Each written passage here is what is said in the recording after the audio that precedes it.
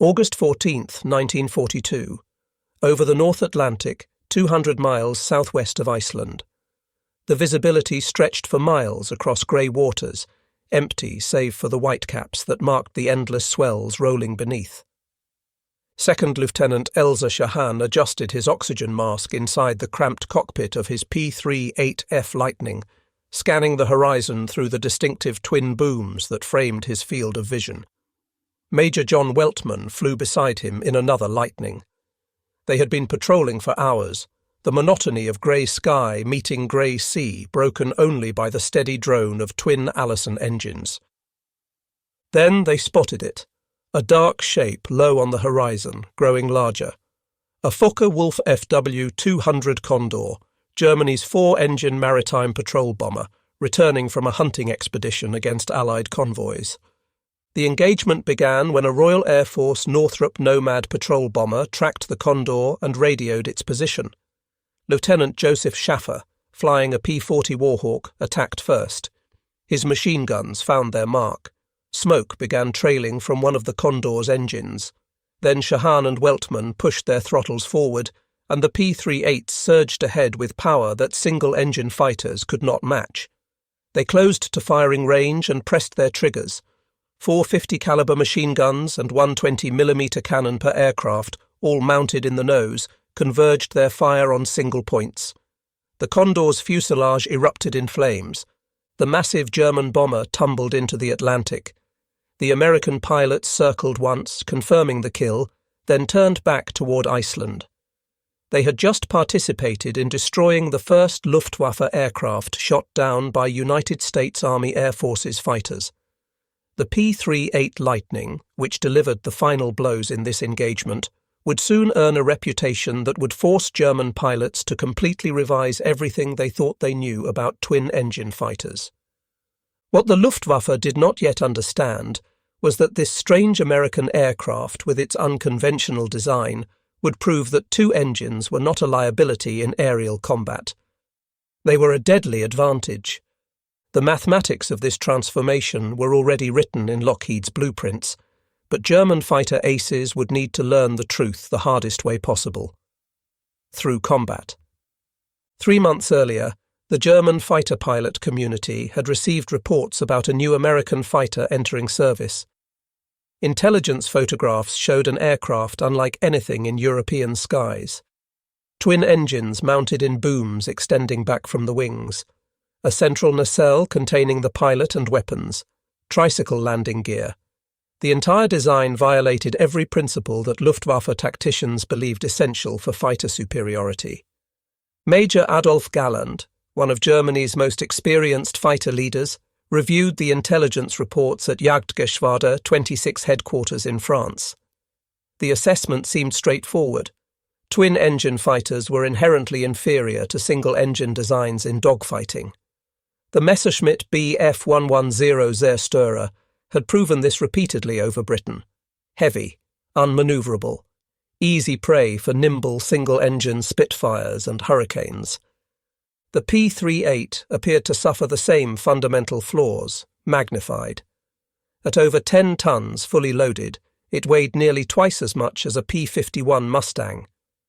Its twin-boom design created massive drag.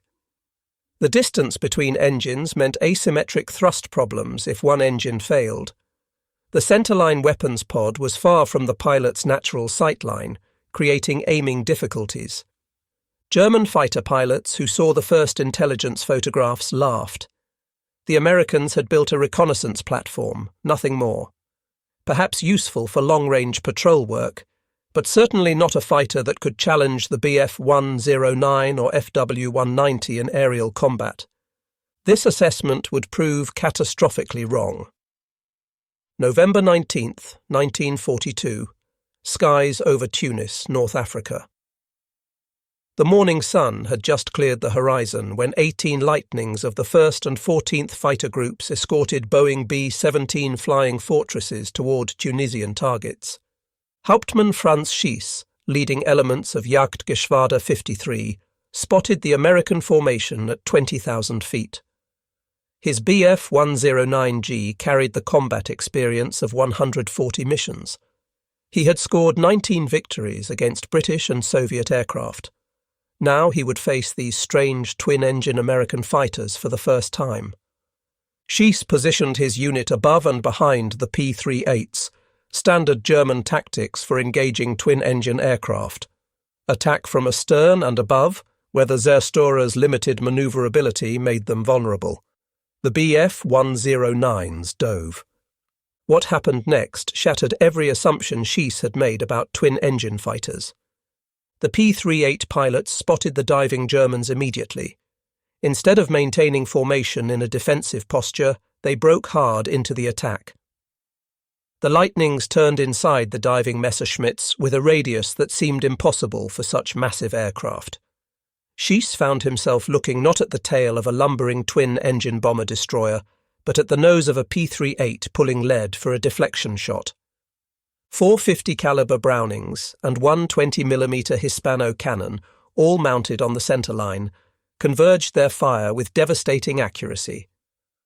Unlike wing-mounted guns that required convergence adjustment, the P-38's nose-mounted weapons delivered concentrated fire at any range. One burst could saw a Bf-109 in half. Schiess pulled hard, his Bf-109G protesting at the edges of its performance envelope. The American pilot followed, staying inside his turn. Impossible. A 10-ton aircraft should not turn like this. Yet the Lightning stayed with him, its pilot using combat flap settings that transformed the aircraft's handling characteristics. Schiess survived that first engagement, but 3 of his pilots did not return to base. In the following months, he would develop tactics specifically for fighting the P-38, eventually becoming the Luftwaffe's highest-scoring Lightning killer with 17 confirmed victories. But even as he learned to exploit the Lightning's weaknesses, he never stopped respecting its strengths.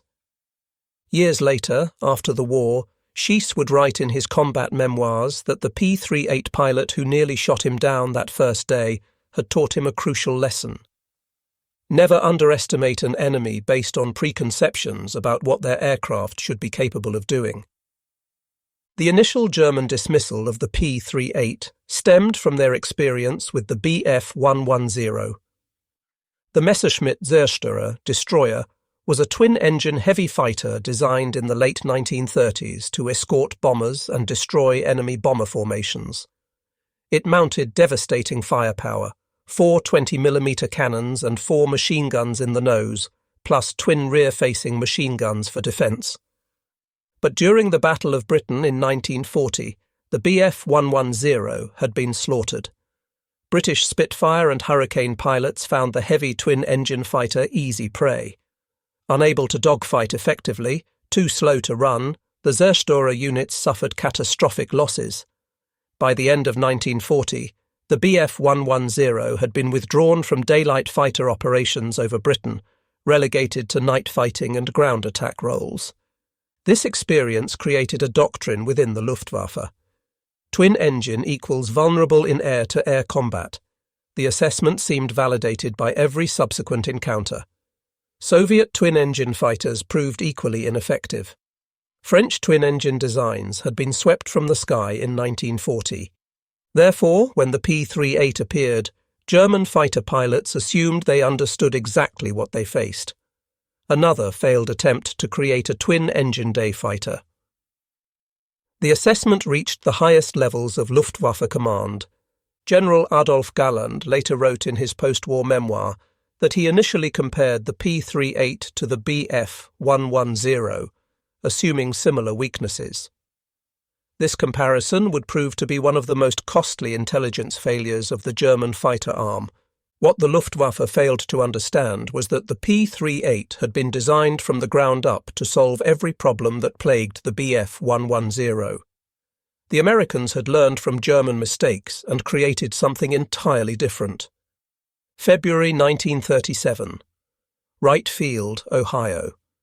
First Lieutenants Benjamin Kelsey and Gordon Saville sat in a cramped office at Army Air Corps headquarters, drafting a specification that would change aerial warfare. They called it Circular Proposal X608, a requirement for a twin-engine interceptor with specific performance goals. top speed of 360 miles per hour at 20,000 feet altitude, service ceiling of 36,000 feet, endurance at economical cruising speed of 1 hour at maximum speed. The numbers seemed impossible. No existing fighter approached such performance. But Kelsey and Saville were not asking for an existing fighter. They were asking for something revolutionary. 5 companies submitted proposals: Consolidated, Curtiss, Douglas, Lockheed, and Vultee. Each design team wrestled with the same fundamental problem. A single engine could not produce enough power to meet the speed requirements. Yet twin engines meant massive weight, drag, and control problems. At Lockheed, a young engineer named Clarence Kelly Johnson led a team that approached the problem differently. Instead of trying to make a twin-engine fighter behave like a single-engine aircraft, they embraced the twin-engine configuration and designed around its unique advantages. Johnson's team examined multiple configurations: push-pull propellers, tandem engines with drive shafts, conventional twin-engine layouts with both engines on the wings. Each design had fatal flaws. Then Johnson sketched a radical concept: place the engines in streamlined booms extending back from the wings. Put the pilot and weapons in a central nacelle between the booms. Use the booms to support twin tail surfaces, creating exceptional stability and control authority. The design offered several revolutionary advantages. The propellers rotated in opposite directions, eliminating torque effects that made single-engine fighters difficult to control. The nose-mounted weapons converged naturally without requiring adjustable gun mounts. The twin-tail surfaces provided redundancy and exceptional control in all axes. The distributed weight improved roll rate despite the aircraft's size. Most importantly, the twin booms created a clean aerodynamic shape that minimized drag. Unlike conventional twin-engine layouts, where engines on the wings created massive interference drag, Johnson's design placed the engines in streamlined nacelles that actually reduced total drag compared to a conventional layout. On June 23, 1937, the Army Air Corps awarded Lockheed a contract to build a prototype, project designation XP-38. Construction began immediately at Lockheed's Burbank, California facility. The prototype rolled out on December 31, 1938. Lieutenant Kelsey, who had helped write the specification, would be the test pilot. On January 27, 1939, Kelsey lifted the XP-38 off the runway for the first time. The test flight revealed an aircraft unlike anything he had flown before. The counter-rotating propellers eliminated torque completely.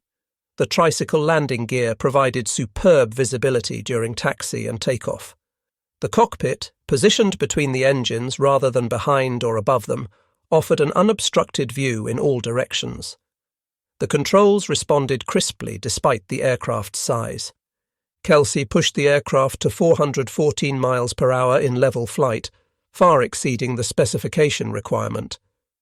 At altitude, with turbo superchargers feeding compressed air to the Allison engines, the aircraft climbed like a rocket. General Henry Arnold, commander of the Army Air Corps, saw the potential immediately. He authorized Kelsey to attempt a transcontinental speed record, flying from Marchfield, California, to Mitchell Field, New York.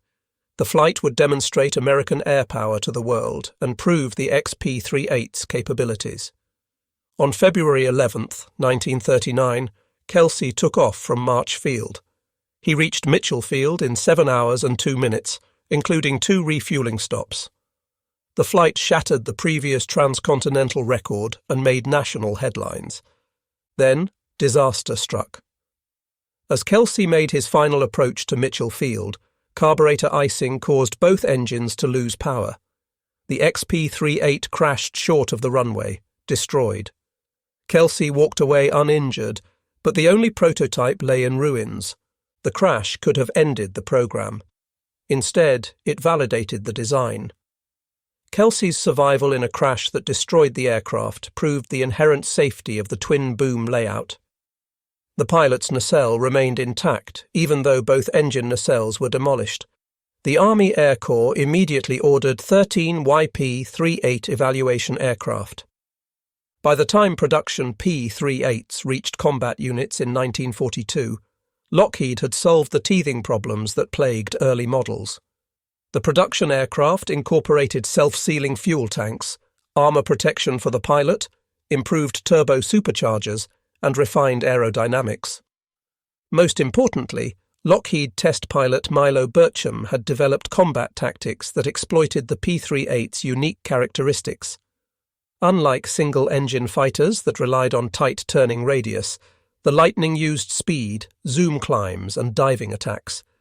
The twin-engine power allowed vertical maneuvers impossible in single-engine aircraft. German pilots who first encountered the P-38 in combat had no experience with these tactics. They expected to fight a Bf-110. Instead, they faced something entirely new. The first major shock came over Tunisia. Lieutenant Mark Shipman of the 14th Fighter Group scored the first P-38 kill in North Africa on November 22, 1942, destroying an Italian twin-engine bomber. Over the following weeks, Lightning pilots began engaging Luftwaffe fighters with increasing frequency. German pilots quickly discovered that standard tactics for fighting twin-engine aircraft did not work against the P-38. The Lightning could outturn the Bf-109 G6 at low altitude when properly flown. It could outclimb any German fighter below 15,000 feet. Its diving speed exceeded that of single-engine fighters. Most devastatingly, the P-38's nose-mounted weapons delivered concentrated firepower that destroyed German fighters with shocking efficiency. A 1-second burst, approximately 60 rounds from 450 caliber guns plus 15 rounds from the 20mm cannon, could saw a Bf-109 in half. Franz Stigler, a Luftwaffe ace who would survive the war with 28 victories, encountered P-38s over Tunisia in early 1943. He later wrote about the experience with unusual candor. The Lightning could turn inside us with ease, and they could go from level flight to climb almost instantaneously. We lost quite a few pilots who tried to make an attack and then pull up. The P-38 would simply pitch up and destroy them with that nose-mounted cannon. One cardinal rule we never forgot was to avoid fighting the P-38 head-on. That was suicide. Stigler developed specific tactics for surviving encounters with Lightnings. The best defense was to flick-roll the Bf-109 and dive, exploiting the Lightning's slow initial roll rate. But even this tactic required precise timing. If the P-38 pilot anticipated the maneuver, he could pitch up and catch the diving German with a deflection shot. Johannes Steinhoff, commander of Jagdgeschwader 77 in North Africa, had extensive experience fighting the P-38. His assessment was more nuanced than the initial German dismissal, but equally telling. Steinhoff acknowledged that his unit's Bf-109s were perhaps a little faster than the P-38 in level flight. But he stated unequivocally that a dogfight with the twin-engine fighter was daunting because its turning radius was much smaller. The Lightning could quickly get on the tail of a Bf-109 if the German pilot made any mistake. On August 25, 1943, Steinhoff experienced the P-38's capabilities first-hand in dramatic fashion. He was test-flying a Messerschmitt Bf-109G near his base at Foggia, Italy, with his aide Oberleutnant Theo Lindemann flying as wingman. They encountered approximately 140 P-38 Lightnings inbound from North Africa for a surprise attack on German airfields. 2 German fighters against 140 American fighters. Standard doctrine called for evasion. But Steinhoff and Lindemann turned into the formation and attacked head-on. Steinhoff's first burst struck a Lightning in the engine nacelle. The American aircraft rolled inverted and the pilot bailed out, landing on the runway at Foggia airfield. Steinhoff continued through the formation, damaging a second Lightning before breaking off. That evening, Steinhoff invited the captured American pilot to his tent for dinner and drinks. They consumed considerable quantities of local wine while discussing aerial combat tactics. The American, Lieutenant Williams, according to United States combat records, provided Steinhoff with valuable intelligence about how American pilots were trained to fly the P-38. Williams explained that the Lightning's greatest advantage was not its speed or firepower, but its versatility. A skilled pilot could exploit the aircraft's unique characteristics to outfly almost any opponent. The twin-engine configuration that German pilots assumed was a weakness was actually the Lightning's greatest strength. If one engine was damaged, the pilot could shut it down, feather the propeller, and continue flying on a single engine. This redundancy proved invaluable over the vast distances of the Pacific Theatre and the Mediterranean. German single-engine pilots who suffered engine damage had one option: immediate forced landing or bailout. Lightning pilots could limp home on one engine, often covering hundreds of miles to reach friendly territory. The twin engines also provided exceptional power for vertical maneuvers. A Lightning pilot being pursued by a German fighter could pull into a steep climb, using both engines to sustain airspeed that would have been impossible in a single-engine aircraft. The pursuing German fighter would stall first, becoming an easy target for the Lightning pilot, who could then roll over and dive on his opponent. Most significantly, the twin-engine layout allowed the P-38 to carry fuel loads that exceeded anything possible in single-engine fighters. With drop tanks, Lightnings routinely flew missions of 8 to 10 hours duration, covering distances of 1,200 miles or more. This range transformed aerial warfare in the Pacific and enabled missions that would have been impossible with single-engine fighters. The most famous demonstration of this range advantage occurred on April 18, 1943. American intelligence officers at Pearl Harbor, Hawaii, decoded a Japanese message revealing that Admiral Yamamoto, architect of the Pearl Harbor attack and commander of the Imperial Japanese Navy, would be flying from Rabaul to Bougainville to inspect forward bases.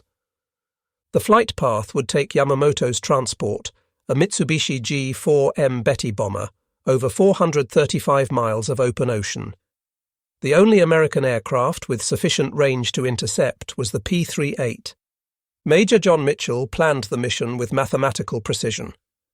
18 P-38s from the 347th Fighter Group would fly from Guadalcanal, covering 430 miles at wave-top altitude to avoid radar detection. The entire flight would maintain radio silence. At the intercept point, 4 aircraft would attack Yamamoto's bomber, while 14 provided cover against Japanese fighter escorts. On the morning of April 18th, Mitchell led his formation off the runway at Cookham Field, Guadalcanal. For the next hour and 50 minutes, 18 Lightnings flew 30 to 50 feet above the Pacific, their pilots navigating by dead reckoning across hundreds of miles of empty ocean. At precisely 0934 hours, exactly as American intelligence had predicted, Mitchell spotted 2 Betty bombers escorted by 6 Mitsubishi, a 6M0 fighters approaching Bougainville at 6,000 feet altitude. Captain Thomas Lanphier and Lieutenant Rex Barber broke from the formation and attacked. Lanphier engaged the Zero escorts while Barber closed on Yamamoto's bomber. A 2-second burst from 450 caliber guns and 120mm cannon tore the Betty's wing off. The aircraft crashed into the jungle, killing everyone aboard, including Admiral Yamamoto. The mission succeeded only because the P-38 possessed the range and reliability to fly 870 miles over open ocean, engage in combat, and return safely to base. No other American fighter could have accomplished this feat. German intelligence officers analyzing the mission noted with alarm that the United States possessed a fighter with greater range than many German bombers, but the lessons of the Yamamoto mission did not filter down to German fighter pilots quickly enough. Throughout 1943, Luftwaffe pilots continued to underestimate the P-38, with predictable results. On April 5, 1943, 26 P-38Fs of the 82nd Fighter Group engaged German and Italian fighters over North Africa. The Americans claimed 31 enemy aircraft destroyed for minimal losses. The 82nd Fighter Group earned the nickname from captured German pilots, the fork-tailed devil, a grudging acknowledgement of the Lightning's effectiveness. However, the reliability of this nickname remains questionable.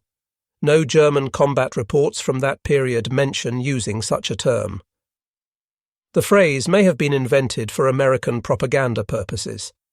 What is certain is that German pilots developed healthy respect for the Lightning's capabilities, even if they never called it the fork-tailed devil in their own language.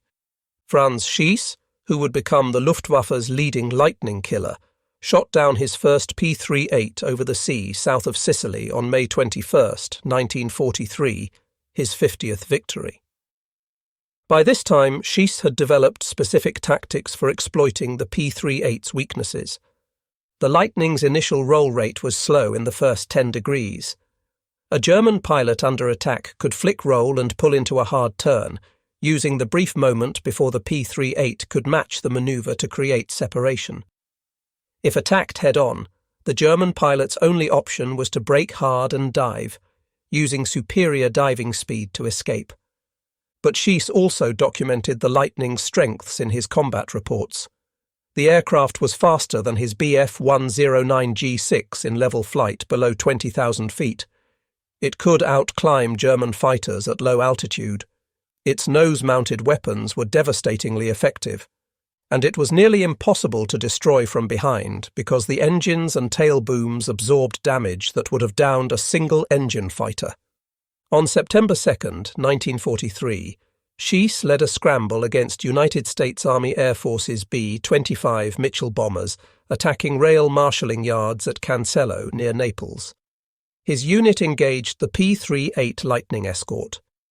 In the fierce battle that followed, German pilots claimed 10 Lightnings destroyed. But Schiess's Bf-109G6, Werknummer 160022, crashed into the Mediterranean 30 to 50 kilometers south-southwest of Ischia in the Gulf of Salerno. Schiess was 22 years old. He had scored 67 victories in 657 combat missions. 17 of those victories were P-38s, making him the highest-scoring Lightning killer in the Luftwaffe. But even this experienced ace, who had developed tactics specifically for fighting the P-38, fell to the Lightning's guns. The irony was not lost on surviving German pilots. The twin-engine fighter they had initially dismissed as inferior had destroyed their highest-scoring specialist in combat against it. Kurt Bühligen, third highest-scoring German fighter pilot on the Western Front with 112 victories, later recalled his experiences fighting P-38s in North Africa. Once in Africa, we were 6 and met 8 P-38s and shot down 7. The P-38 fighter and the B-24 Liberator were easy to burn. But Bühligen's assessment revealed more complexity than simple dismissal. He acknowledged that, properly flown, the P-38 was dangerous. The 7 victories he described came against inexperienced American pilots who made tactical errors. Against veteran Lightning pilots who understood their aircraft's capabilities, the outcome was very different. By late 1943, German pilots had developed a comprehensive understanding of the P-38's strengths and weaknesses. Intelligence officers compiled detailed reports on how to fight the Lightning effectively, attack from above and behind when possible, using superior diving speed to avoid engagement if the Lightning turned into the attack, never engage in head-on attacks. The concentrated nose-mounted firepower gave the Lightning overwhelming advantage in such encounters. Avoid turning fights at low altitude where the Lightning's superior power-to-weight ratio provided advantage. If caught in a turning engagement, flick roll and dive immediately, rather than trying to outturn the P-38. Use the Bf-109's superior diving performance to escape if overwhelmed. The Lightning suffered from compressibility problems in steep dives that limited its ability to follow. Most importantly, never assume the P-38 is an easy kill because it has 2 engines. That assumption had already cost too many German pilots their lives. But even as German pilots learned to fight the Lightning more effectively, they faced a new challenge. Improved versions of the P-38 were reaching combat units with capabilities that exceeded earlier models. The P-38J, which entered service in August 1943, incorporated numerous improvements. Most significantly, it featured hydraulically boosted ailerons that dramatically improved roll rate. The slow initial roll response that German pilots had learned to exploit largely disappeared. The P-38J also featured dive flaps that could be deployed at high speed to prevent compressibility. Previously, Lightning pilots had been reluctant to follow German fighters into steep dives because control forces became prohibitively high as the aircraft approached transonic speeds. With dive flaps, P-38 pilots could follow diving German fighters all the way to the ground. Later, P-38J models incorporated improved cockpit heating. Earlier Lightnings suffered from notoriously cold cockpits in the high-altitude environment of European combat. At 26,000 feet over Germany, pilots shivered in bitterly cold cockpits. Their hands and feet became numb with cold and in some instances frostbitten. Not infrequently, a pilot was so weakened by conditions that he had to be assisted out of the cockpit upon return. The heating problem stemmed from the cockpit's position between the engines rather than behind them. Warm air had to be ducted from the engines out on the wings, and the system provided minimal heat. The improved heating in later models solved this problem, making the Lightning more effective in European operations. Despite these improvements, the P-38 never achieved the same level of success in Europe as in the Pacific and Mediterranean theatres. Several factors contributed to this disparity. Combat in Europe typically occurred at altitudes above 20,000 feet, often exceeding 30,000 feet. At these altitudes, the Lightning's Allison engines, even with turbo superchargers, could not match the performance of Rolls-Royce Merlin-powered P-51 Mustangs or late-model German fighters. The North American P-51 Mustang, which began arriving in large numbers in early 1944, offered superior high-altitude performance, greater range, and simpler maintenance. The Mustang got 3.3 miles per gallon, while the Lightning got less than 1.8. This fuel efficiency gave the Mustang a combat radius of more than 700 miles, enough to escort bombers to any target in Germany. By summer 1944, Lightning units in Europe were being re-equipped with Mustangs. The 55th Fighter Group, which had flown P-38s since October 1943, converted to P-51Ds in July 1944.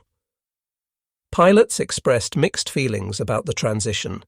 They appreciated the Mustang's performance advantages, but missed the security of two engines and the Lightning's stability as a gunnery platform.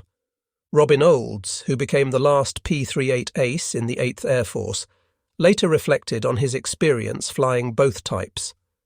Flying a P-38J, he downed 5 German fighters on 2 separate missions over France and Germany. He subsequently transitioned to P-51s and scored 7 more kills. After World War II, he flew F-4 Phantom IIs in Vietnam, ending his career as Brigadier General with 16 kills. Olds stated that the P-38 was an excellent aircraft for experienced pilots who understood its strengths and limitations. The twin engines provided redundancy and power that single-engine fighters could not match. The nose-mounted weapons delivered devastating firepower, but the aircraft required more skill to fly effectively than the P-51, and its maintenance demands were higher. In the Pacific theatre, where combat occurred at lower altitudes and range was paramount, the P-38 continued to dominate. The 2 top-scoring American aces, Major Richard Bong with 40 victories and Major Thomas McGuire with 38, flew only P-38s. Both scored all their kills against Japanese aircraft. Bong, who survived the war only to die testing a P-80 jet fighter in August 1945, exemplified the aggressive tactics that made Lightning pilots successful.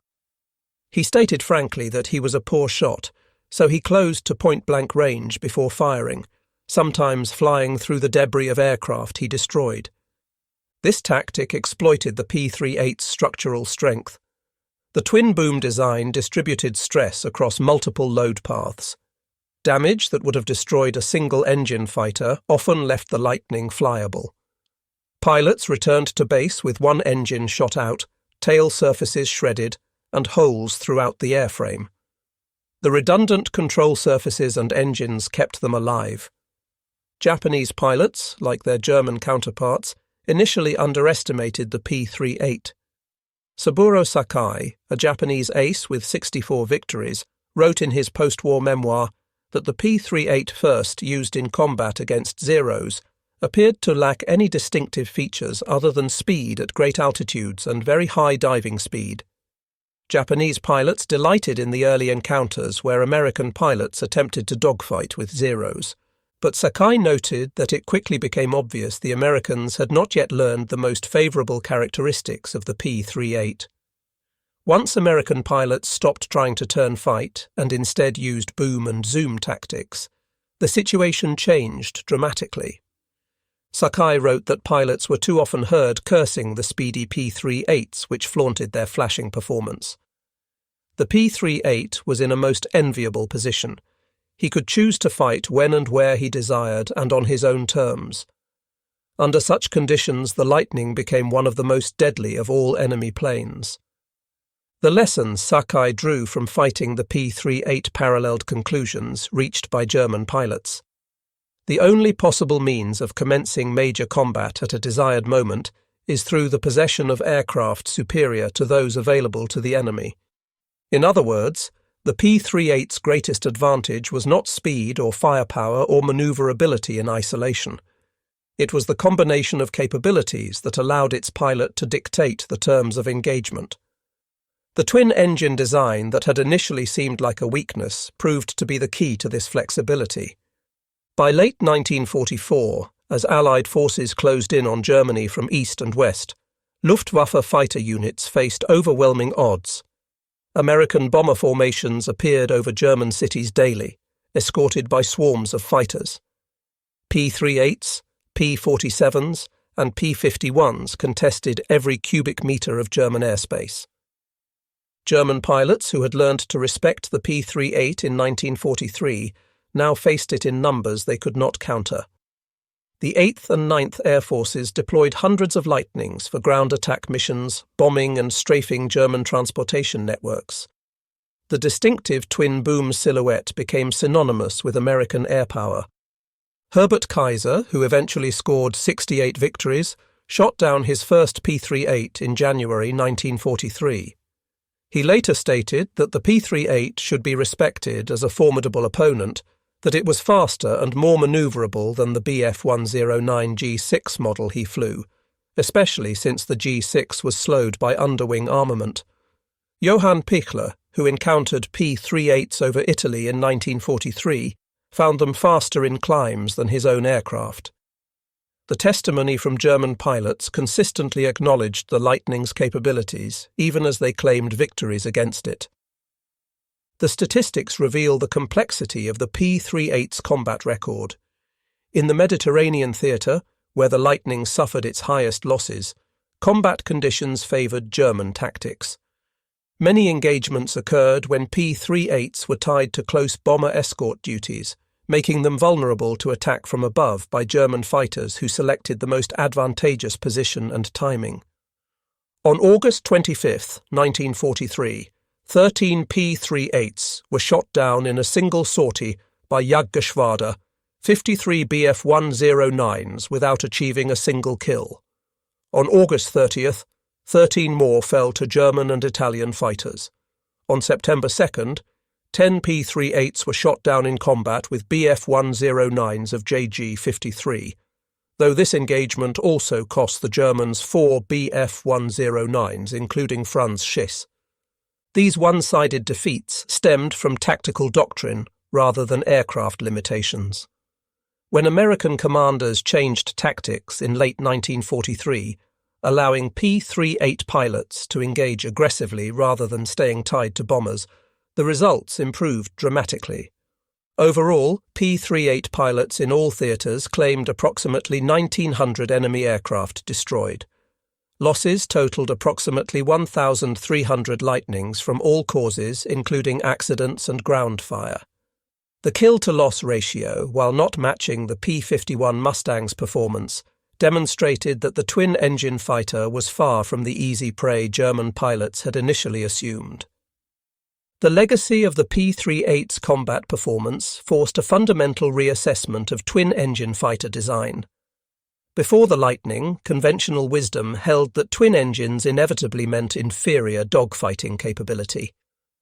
The P-38 proved this assumption wrong when the design properly exploited the advantages twin engines provided. Post-war analysis by both American and German aviation experts identified several key factors that made the P-38 successful, where previous twin-engine fighters had failed.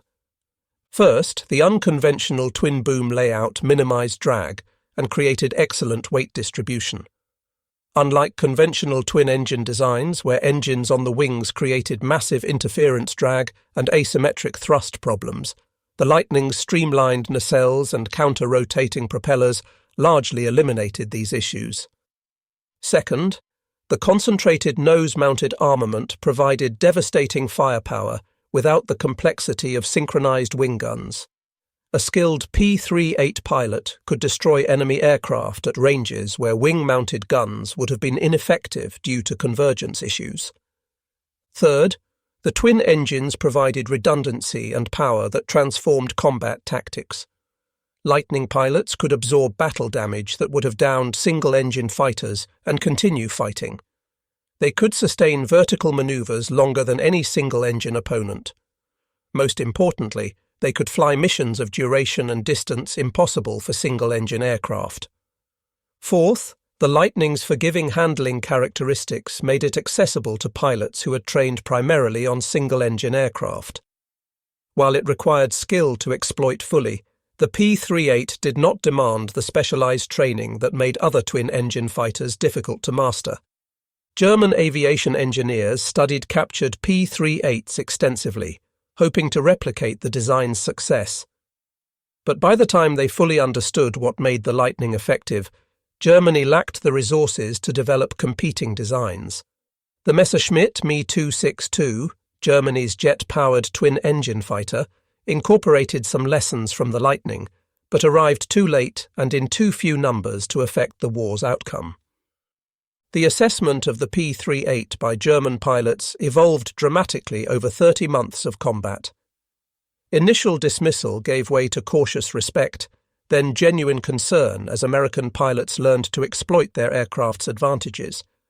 By war's end, German fighter pilots who had survived encounters with P-38s offered nuanced evaluations that acknowledged both strengths and weaknesses.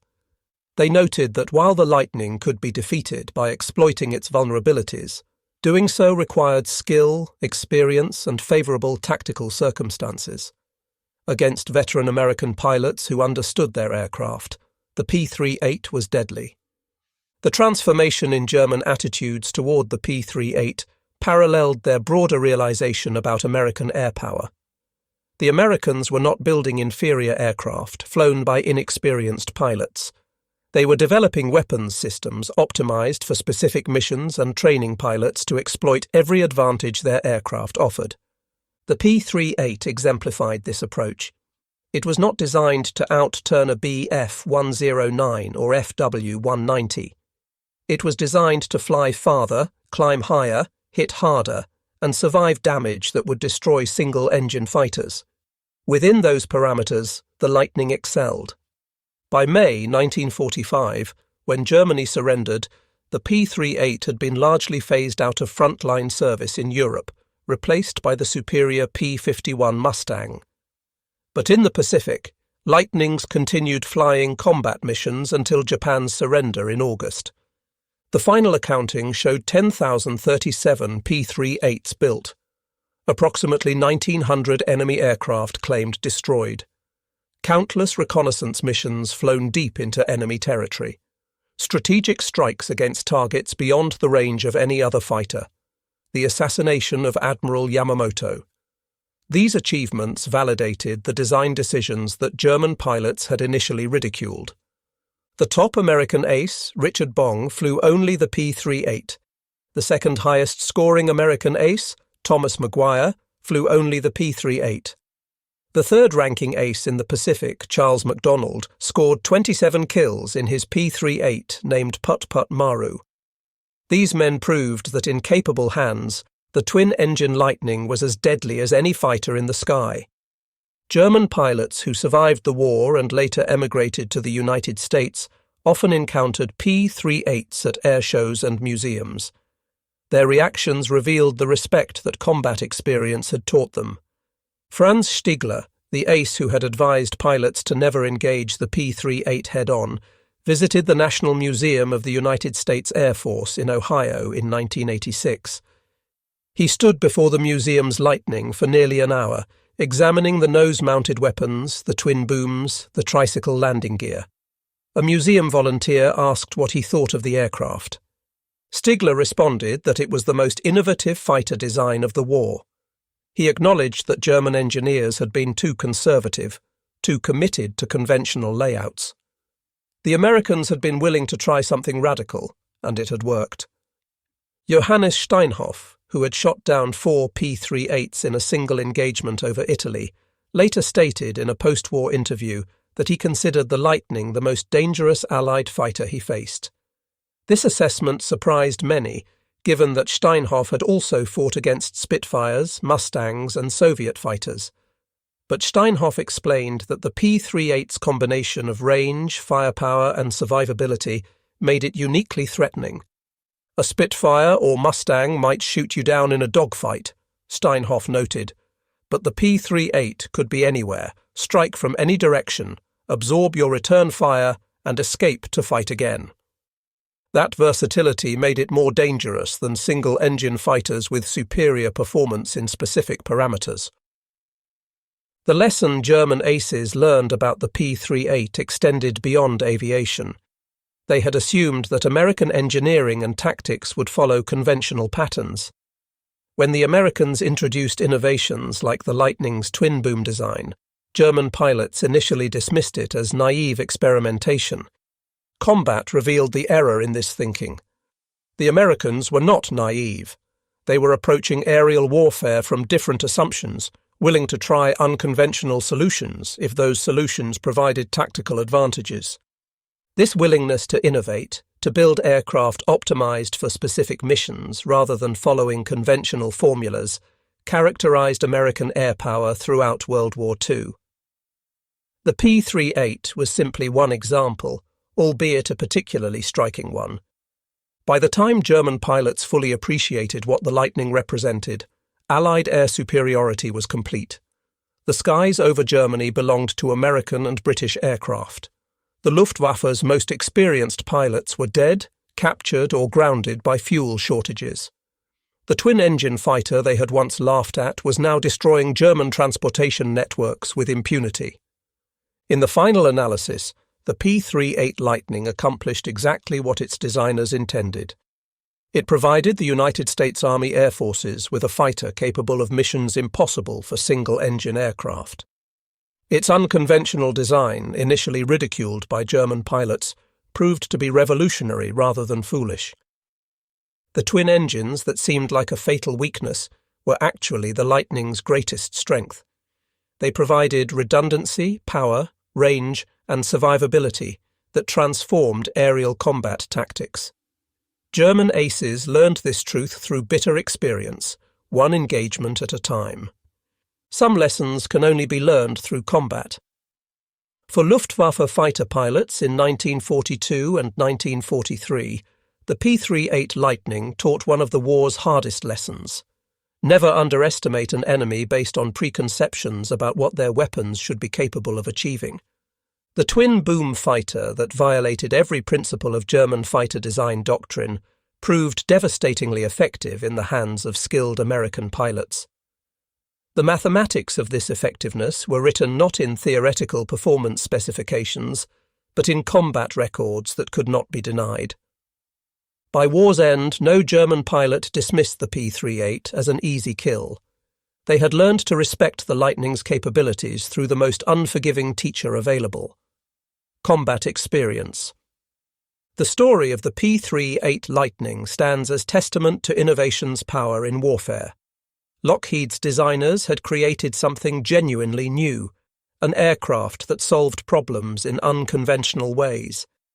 German pilots, who initially laughed at photographs of the strange twin-boom fighter, eventually developed tactics specifically for fighting it, acknowledging its strengths even as they sought to exploit its weaknesses. Those German aces who survived the war often reflected on their encounters with the Lightning. Some, like Franz Stigler and Johannes Steinhoff, wrote extensively about the aircraft in post-war memoirs. Others shared their experiences in interviews decades after the conflict ended. Their testimony consistently revealed a progression from dismissal to respect. The P-38 had earned its reputation through combat performance that forced even the Luftwaffe's best pilots to revise their assumptions about twin-engine fighters. In the end, the Lightning accomplished something more significant than accumulating victory tallies. It proved that unconventional designs could succeed if they properly exploited the advantages their configuration provided. The twin engines that German pilots assumed were a liability proved to be a deadly advantage. That lesson shaped fighter design for decades after World War II ended. Twin-engine fighters like the F-4 Phantom II, F-14 Tomcat, and F-15 Eagle trace their lineage back to principles the P-38 demonstrated. Power, range, survivability and weapon load matter more than adherence to conventional single-engine layouts. German pilots who underestimated the P-38 learned this truth the hardest way possible. In combat, against an enemy who understood how to exploit every advantage their aircraft offered. The distinctive twin-boom silhouette that seemed so strange in intelligence photographs proved to be the shape of aerial warfare's future.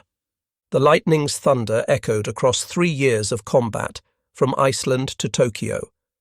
And in that thunder, German aces heard a message they could not ignore. Innovation wins wars. Conventional thinking loses them. They had underestimated the P-38 Lightning. Then they realized its twin engines were a deadly advantage. The realization came too late to change the outcome, but it transformed their understanding of what was possible in aerial combat. The strange American fighter with 2 engines and twin booms had rewritten the rules, and German pilots paid the price for assuming those rules could never change.